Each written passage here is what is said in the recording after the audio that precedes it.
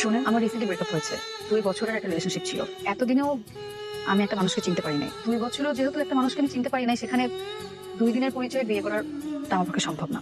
আপনি নিচে গিয়ে বলবেন আমাকে আপনার পছন্দ হয়নি, আপনি বিয়েটা করতে পারবেন না। বিয়েটা আমি করতে পারবো না। রোহন সাহেব, থ্যাংক ইউ। চাকরির ইন্টারভিউ তো একটার পর একটা দিয়েই যাচ্ছি, চাকরি তো আর হচ্ছে না। আর তাছাড়া আমরা চাচ্ছিও না যে তুই চাকরি করিস, আর আমরা জানি তোর শিখিয়ে দেওয়ার কথাটাই ও বলছে। বল আমি আসি, ঠিক আছে?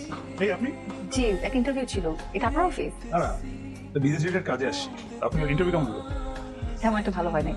5টা প্রশ্ন জিজ্ঞেস করেছিল, সেখান থেকে মাত্র 3টা প্রশ্নের উত্তর দিতে পেরেছি। প্রশ্ন সব উত্তর দিতে পারলে যে ইন্টারভিউ ভালো হয়েছে, টিকে যাবে। আর উত্তর না দিতে পারলে যে টিকবে না, এমন কথা নেই। আমাকে সান্ত্বনা দিতে হবে না রোহন সাহেব, আমি অলরেডি 12-13টা ইন্টারভিউতে ফেল করেছি। ইয়ার মা, একটু এদিকে এসো তো। কি? এটা রোহান না? হ্যাঁ, রোহানি তো, কিন্তু ওরা দুজন কোথা থেকে এলো এখন? সেটা আমি কি করে বলবো? তার মানে ওদের মধ্যে যোগাযোগ আছে, আর সেটা হলেও কিন্তু খুব ভালো হয়, তাই না? আমারও তাই মনে হয়। মা বস, আমার আজকে ইন্টারভিউটা খুব ভালো হয়েছে। আমি মনে হয় চাকরিটা পেয়েই যাব। তাই শোন, রোহানির সাথে না তোকে খুব খুব মানায়, সেটা কি তুই জানিস? মা এখন আবার রোহান আসছে কোথা থেকে? মা তুমি যাও, প্লিজ যাও, প্লিজ। এক দুধটা কিন্তু খাবি? হ্যাঁ হ্যাঁ হ্যাঁ, আমি খেয়ে নেবো, যাও।